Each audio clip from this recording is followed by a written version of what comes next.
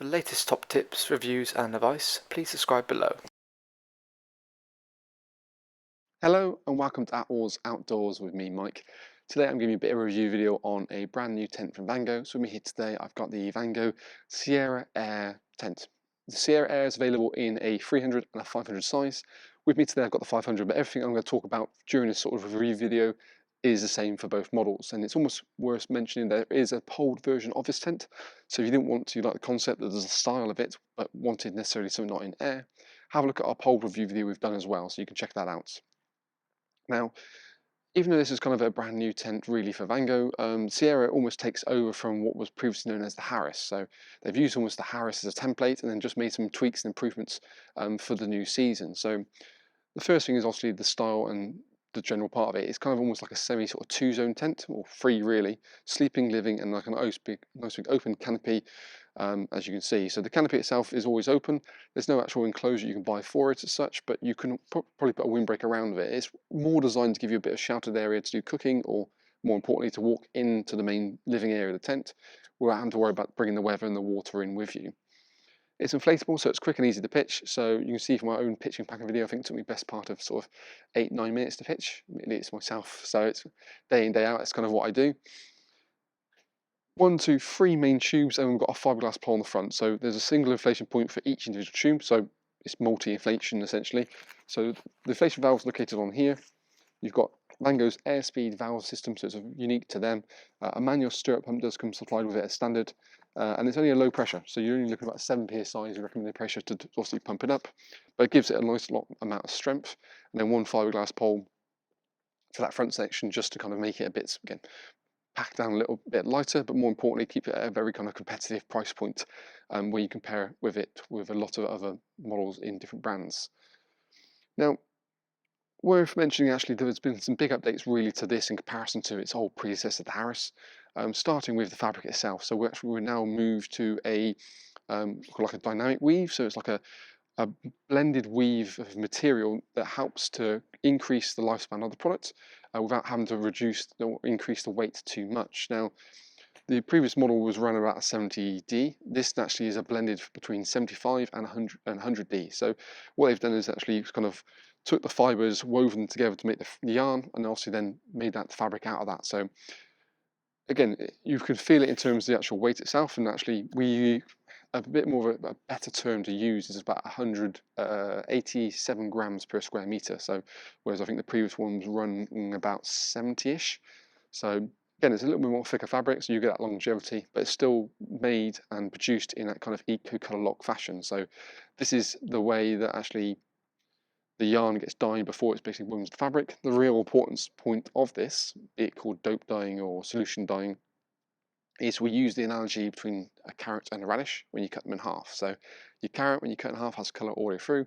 Your radish has colour on the outside and white in the centre. This is mainly important because obviously when a tent is up and it's exposed to kind of UV sunlight, what you find in the sunlight starts stripping the outer coating away. That's why sort of tents look a bit more faded, whereas with this it should look sharper for longer and just keep that overall appearance. We've got a new kind of deep blue colour, which I think looks quite nice and sharp. There's a little bit of a little note really to its predecessor colour, so we've got to see like a slightly lighter footer, and then we're running with the same kind of universal carpets you can buy for this as well, just to kind of make it a bit more cosy on the inside. We've got a pre-angled tubes as well to help trying to increase the internal height, and obviously the fiberglass pole, which again with a pre-bend in it as well. We've got 2 windows either side of the actual tent itself. One of them is a solid PVC window with a privacy curtain that toggles up. And then we've got a mesh window on this side here, which then zips up to get the privacy as and when you want it to.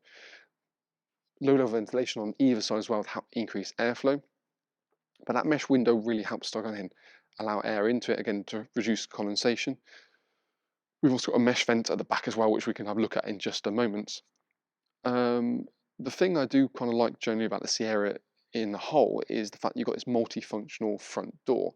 Now the front door itself opens sort of halfway or fully open, so you can either bring the outside in or still get that element of privacy as you wanted to.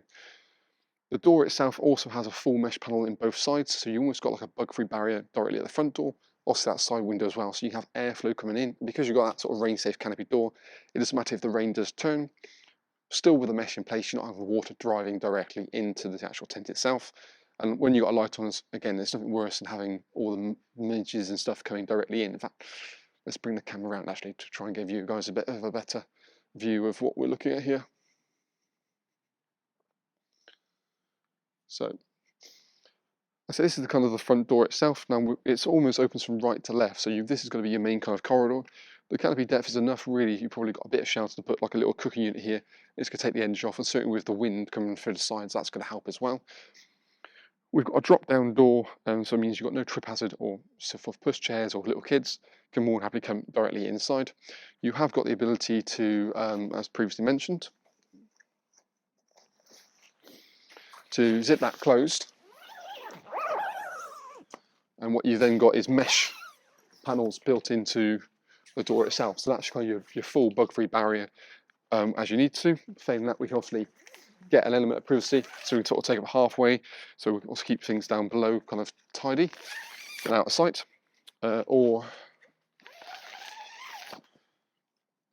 as previously mentioned, we can also take it halfway, and we can also toggle it back to that point there.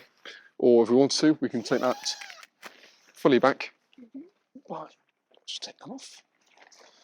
And then like I said, this brings the outside directly in.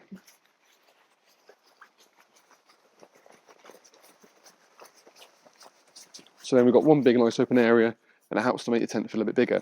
Certainly on like a sunny day, or a day with less wind, I think even though it's a kind of a smaller compact tent, that really counts to kind of open up and you haven't got that sort of visual barrier. We've got obviously the ground sheet where it sort of meets the door, drops down. It does toggle up, so it doesn't physically zip along the bottom, but you've got a bit of an overlap to try and get that sort of seal. Into the main sort of living area, this depth always stays the same regardless of whether you went for the 300 or 500. I think it might be about 10 centimeters in the depth itself, so not a huge amount. The 500 is about 320 wide, but you go down to 235 when you go for the 300, and we'll show you the 300 size in just a moment. PVC window on the side, as previously mentioned. Curtains toggle up either halfway or fully up the top, and there's a really nice kind of pattern involved in it as well. And obviously on the other side then we've got that mesh window as well, which has the zip up additions, low level ventilation to help increase airflow. Now, the bedroom section itself here, when we're at the 500, you have essentially it's a 2 and a 2. When you move to the 300, it's one big open bedroom. For me, I definitely see the 300 being more sort of couples tent. It's like a perfect kind of couples tent, or a small family. The 500 again, probably more small family based, or a couple who wants a little bit more space, a bit of storage section, for example. We've got midnight bedrooms as well, so it's really nice dark material to kind of reduce early morning light. Hopefully makes you get the kids to stay in a bit longer, or even yourself for that matter. So again, that's a nice addition. And again, something that the previous house didn't really have. It had a lighter fabric. We've got storage pockets built into the main bedroom section here as well. How to declutter the main part of the tent. And 2 meters 10 deep, so it's decent sort of depth to take, like a standard air bed itself. We've got a hanging point for lantern located here, but more importantly, Vango put their SkyTrack system on it. So it's basically a beading that goes around the beam just in front of the bedroom section, and it gives you the ability to have, again, lighting, be it flexible lights, like a long kind of saber link light, or even storage pockets can kind of clip on and hang directly down to that as well. And it all leads down to a cable entry point located here. For me, again, what you also got is Velcro tabs, so even if you utilise it, you can still kind of Velcro the cable nice and neatly in here. I think for me, I quite like the 300 in terms of the overall size. It's small, it's compact, it works really smartly. We've still got a decent size sort of diameter beam as well, so that's going to give a good amount of strength. And because we've got that pre-angled, that helps to give a little bit more headroom height directly inside of it itself. We've also got Vango's TBS systems, it stands for tension bands. So this is this orange strap that you see go into the main center point. It's designed to give a bit more stability in kind of those winds, like almost like internal guidelines, if you will. So when you've got wind coming from one direction, it basically will help to kind of create a triangle formation, braces that quite nice and neatly. Something you probably wouldn't have in place all the time, just when, say, the wind picks up, for example. But it's one of those things that Vango use in their high-end backpacking tents, and it just filters down into any kind of tunnel tent as well. So you can pick and choose how you want to have that if you really, really wanted to. But let's bring the camera in and actually get a bit more up close with some of the layout features of this model. So like I said, when that front part fully open, you can probably appreciate for the overall size and depth. Works really nicely. We've obviously got the window with the mesh built into it as such there, so that works really smartly. We've got those sort of darker bedrooms, and that does make a huge amount of difference. Window, we've obviously got the lower ventilation point on both sides, and then the curtain, which obviously toggles up, and it's a slight sort of pattern to the curtain. You can probably just about see that cable entry point down the bottom here as well, and then we've got the little Velcro tabs that basically lead up to a more conventional hanging point. So as you mentioned, conventional hanging point, and above the beam then we've got the sky tracks, and again that's how you would clip parts onto.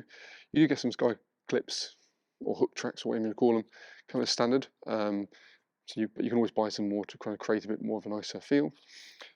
TBS system works really well, and then we've got ventilation points located directly at the back as well, and then also storage pockets down below just to kind of help, you know. I think again, for the price you necessarily pay, I think it gives you a good amount for your money. As if we compare, say, the 500 size here over to the 300, you can see definitely the difference in size. Much more smaller, much more compact. Still works really well. One bedroom compartment solidly. Again, we've got the storage bag located in there, but I think it's the darker in it that really suits me. Same level features. Obviously, we've got the normal PVC window on one side, the mesh window on the other. But I think it's just the way they sit and look. And even I think when you compare, say, the difference between the air version and the pole version, I think internally the pole version seems to give you a bit more height, but the air is obviously the quick and ease of it. I think aesthetically from the outside it looks a little bit more, I don't know, just a little more together, a little bit more concise, if we can call it that. Just for me, like I said, I think the 300, or what was formerly known as the 350, is the one I think is going to be the winner. But the 500 is a really nice option as well.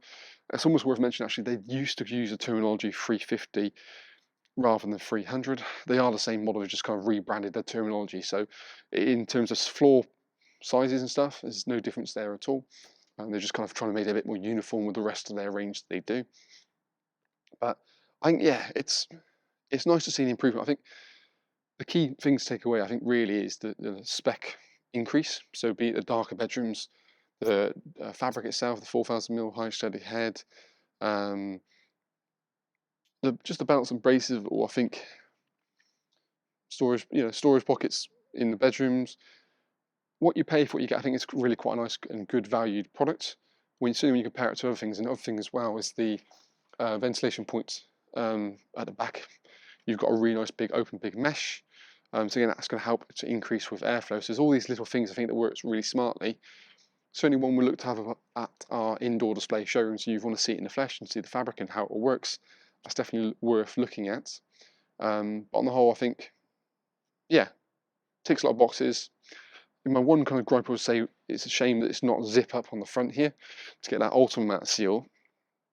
But then I think the cost of that would be a point where maybe it would be a little bit too much and probably not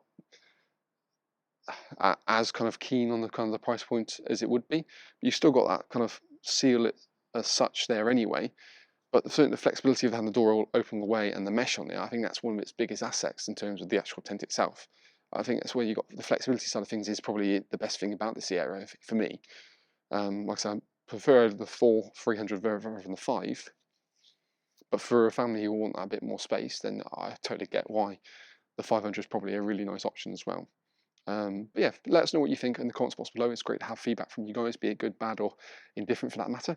And if you want more information, you can check the link below this video. It'll take you straight through to our website where we've got more information on things like pack sizes, floor dimensions, individual features, all listed for you as well, so you can sort of compare and contrast other brands. But yeah, if you have any more questions, feel free to come and ask. And that's been our little video review on the Vango Sierra in Air in the 300 and also the 500 I'm in. By all means, check out our other videos we've got on our YouTube channel, and hopefully we'll see you again soon.